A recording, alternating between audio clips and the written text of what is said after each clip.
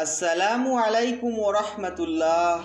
প্রিয় ভাই ও বোনেরা, আজকের ভিডিওতে আমি শোনাবো একটি হৃদয়স্পর্শী ইসলামিক অনুপ্রেরণামূলক গল্প।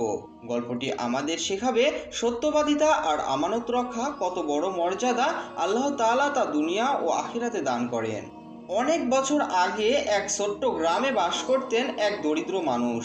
নাম তার আব্দুল্লাহ। তিনি প্রতিদিন ভোরে বের হতেন দিনমজুরের কাজে। কষ্ট করে যা রোজগার করতেন তা দিয়েই চলতো তার পরিবার। তিনি ছিলেন আল্লাহ ভীরু, নামাজ কালাম পড়তেন নিয়মিত। একদিন বিকেলে কাজ শেষে বাড়ি ফেরার পথে তিনি রাস্তার পাশে মাটিতে একটি বড় ব্যাগ দেখতে পান। কৌতূহলবশত ব্যাগটি খুলতেই তিনি অবাক হয়ে গেলেন। ভেতরে ছিল প্রচুর টাকা, স্বর্ণের অলংকার আর কিছু গুরুত্বপূর্ণ কাগজপত্র। আব্দুল্লাহর মনে তখন তীব্র দ্বন্দ্ব শুরু হলো। অভাবের সংসার, ঘরে খাবার নেই, ছেলেমেয়েরা ক্ষুধার্ত। এই টাকাগুলো নিলেই হয়তো তার দারিদ্র্যের অবসান ঘটবে। কিন্তু হঠাৎ তার হৃদয়ে কোরআনের একটি আয়াত ভেসে উঠল। আল্লাহ তোমাদের কি আদেশ দেন, তোমরা আমানত তাদের হকদারের কাছে পৌঁছে দাও। আব্দুল্লাহ গভীর শ্বাস নিলেন। তিনি নিজেকে বললেন, এটা তোমার টাকা নয়। যদি আমি এটা রেখে দিই তবে সেটা হবে খেয়ানত, আর খেয়ানতের পরিণতি ভয়াবহ। তাই সে সেই ব্যাগটি নিজের কাছে না রেখে মসজিদের ইমাম সাহেবের কাছে জমা দিলেন। কিছুক্ষণ পর গ্রামের এক ধনী ব্যবসায়ী দৌড়ে এসে কাঁদো কাঁদো স্বরে ইমাম সাহেবকে বললেন, ইমাম সাহেব, আমার একটি ব্যাগ হারিয়ে গেছে।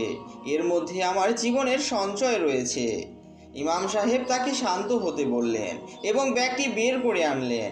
ব্যবসায়ী ব্যাগ পেয়ে আনন্দে কেঁদে ফেললেন।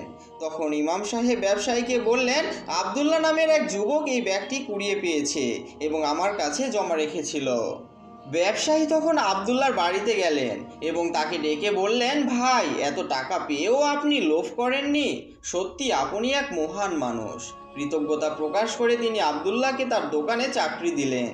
ধীরে ধীরে আব্দুল্লাহর অভাব দূর হলো, পরিবার সচ্ছল হলো। কিন্তু সবচেয়ে বড় কথা, তার ঈমান অটুট থাকার কারণে আল্লাহ তার জন্য উত্তম রিজিকের দরজা খুলে দিলেন। প্রিয় ভাই ও বোনেরা, এই গল্প থেকে আমরা শিখি, দুনিয়ার সামান্য লাভের জন্য ঈমান ও আমানতদারি বিসর্জন দেওয়া উচিত নয়।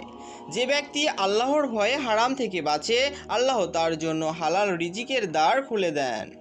আমানত রক্ষা করা শুধু দুনিয়ার নয়, আখিরাতের সফলতারও চাবিকাঠি।